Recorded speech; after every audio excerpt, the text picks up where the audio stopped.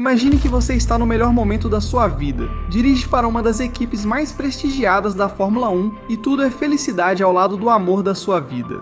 Tudo parece perfeito, tanto dentro quanto fora das pistas, até que do nada aparece um adolescente para tirar de você tudo o que ama e pelo que lutou a vida inteira. Ele tira seu lugar na equipe e em sua primeira corrida consegue o que você nunca conseguiu, uma vitória. Max Verstappen, você é um vencedor de corrida. Fantástico, que estreia incrível. De repente, seu mundo, tanto pessoal quanto profissional, começa a desmoronar. O golpe é devastador, mas mesmo assim você encontra um novo motivo de esperança quando, ao lado da mulher que ama, celebra o nascimento da sua primeira filha. Você sente que é o início de uma nova fase, até que o destino decide te golpear ainda mais forte. Seu relacionamento chega ao fim, e como se não bastasse, o mesmo adolescente que tomou seu lugar na Fórmula 1 começa um relacionamento com sua ex-namorada, formando uma família, com ela e com sua filha. Se eu te dissesse que isso é o enredo de um filme, você poderia pensar que é cruel e dramático demais para ser real. Mas foi exatamente isso que Daniil Kvyat viveu, e isso foi só o começo.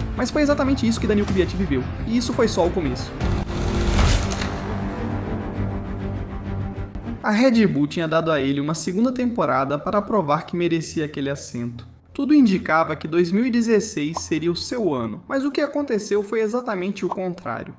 Seu objetivo era claro, conquistar pódios e talvez conseguir sua primeira vitória. Não parecia uma tarefa impossível, mas a grande pergunta era, será que ele conseguiria? A resposta veio muito rápido e foi um golpe devastador para o russo. E se 2015 já tinha sido um desastre, 2016 conseguiu superar. Mais uma vez, pelo segundo ano consecutivo, Kvyat nem sequer conseguiu largar na primeira corrida na Austrália. Ei! Há um carro parado no grid.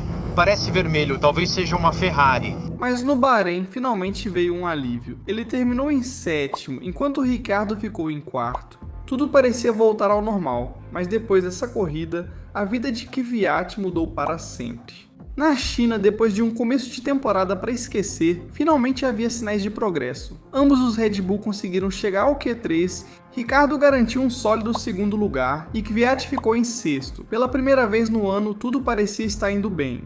As expectativas, e se tudo corresse conforme o planejado, um duplo top 5 era possível.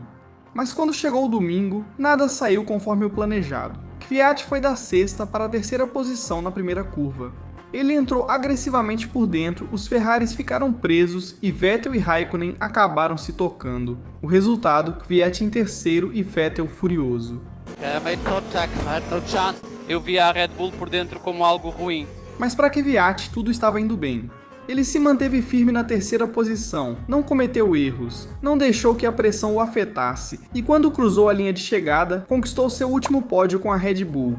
Embora naquele momento ele ainda não soubesse disso, para Kvyat foi uma celebração total, mas para Vettel foi exatamente o oposto. Na sala de resfriamento, o alemão continuava furioso. Ele não conseguia tirar da cabeça o que havia acontecido na largada. Kvyat, por outro lado, ele parecia relaxado, como se nada tivesse acontecido. E então, aconteceu uma das conversas mais icônicas da história da Fórmula 1, Lu. Perguntando o que houve na largada. Não vou para a esquerda? Você bate e todos nos envolvemos. Bem, eu diria não. Não. Eu tinha tipo um torpedo. Sem perceber, Vettel acabava de batizá-lo com o apelido que o acompanharia pelo resto de sua carreira. Naquele dia, Daniil Kvyat se tornou o torpedo, mas o que ninguém esperava era que na corrida seguinte ele faria jus ao seu novo apelido. Porque o que aconteceu na China não foi nada comparado com o que estava por vir. Se na China Kvyat já tinha causado o caos, o que aconteceu em Sochi foi muito pior. A Red Bull já tinha um plano, mas nessa corrida, Kvyat deu a desculpa perfeita para colocá-lo em prática. O russo largou em oitavo no grid e mais uma vez fez uma largada agressiva, mas dessa vez passou dos limites. Na primeira curva, ele bateu na traseira do carro de Vettel. O alemão perdeu o controle, mas ainda tentava salvar a situação.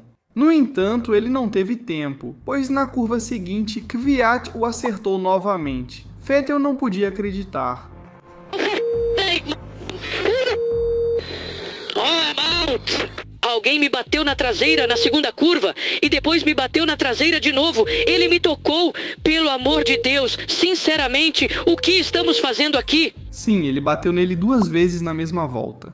Arruinou a corrida do alemão, desencadeou um caos total na largada e, o pior, acabou com as próprias chances de pontuar. 2 acidentes em 2 corridas. E a partir desse momento começaram a surgir dúvidas. Que piloto a Red Bull teria? O que conseguia pódios ou o que batia em toda a corrida? Será que Kvyat conseguiria recuperar seu nível nas próximas etapas? Nunca saberemos, porque para a Red Bull isso já foi suficiente. E 5 dias depois, a notícia se tornou oficial. Acho que as pessoas ao redor também poderão avaliar o quão bom trabalho conseguimos fazer nessas circunstâncias. E eu acho que vai ser interessante ver quem vai conseguir trabalhar melhor e mais duro em termos de trazer resultados. A mudança dividiu opiniões. Era sem dúvida uma das trocas de pilotos mais controversas na história do esporte. Para muitos não fazia nenhum sentido. Verstappen era absurdamente jovem para uma vaga na Red Bull. Por sua vez, Kvyat tinha acabado de conquistar um pódio e de repente foi substituído por um garoto de apenas 18 anos, até mesmo outros pilotos criticaram a decisão. Jenson Button deixou isso claro no Twitter. Sério, uma corrida ruim e Kvyat está fora. E o pódio na corrida anterior? #memória curta.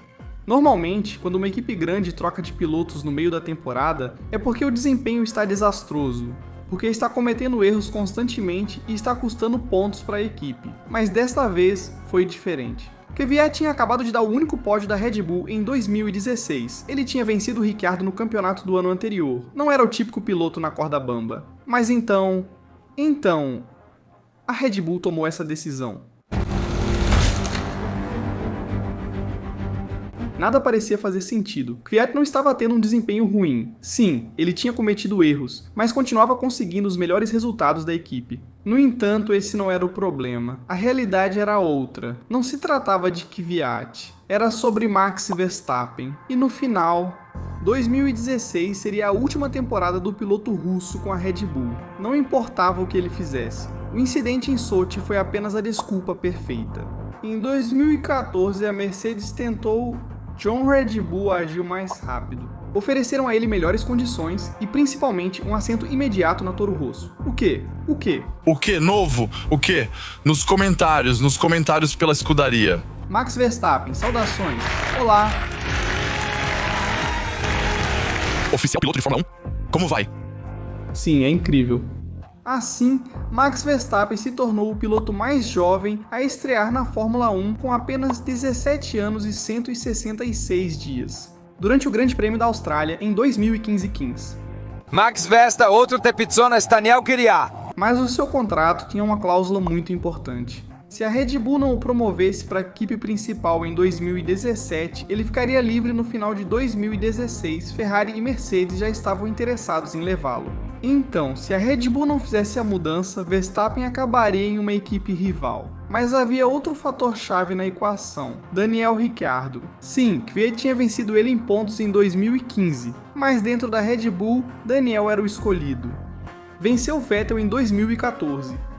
Tinha uma imagem mais forte para a marca e seu carisma o tornava ideal para o marketing da Red Bull. Mesmo depois de um 2015 ruim, a equipe continuava apostando em seu talento. Para a Red Bull, Ricciardo era o presente e Verstappen o futuro. O pior de tudo é que Kvyat tinha acabado de recusar uma oferta da Ferrari. Alguns grandes prêmios antes da promoção de Verstappen, a Ferrari ofereceu a ele substituir Kimi Raikkonen. Eu acabei de conquistar mais um pódio para a equipe. Foi diferente. E naquela época eu também tinha uma proposta para correr pela Ferrari, para substituir Kimi naquela ocasião. E não eram muitas pessoas que sabiam disso, mas era isso que estava acontecendo nos bastidores. Segundo suas próprias palavras, recusar a Ferrari e depois ser rebaixado pela Red Bull foi um golpe muito difícil de assimilar mentalmente.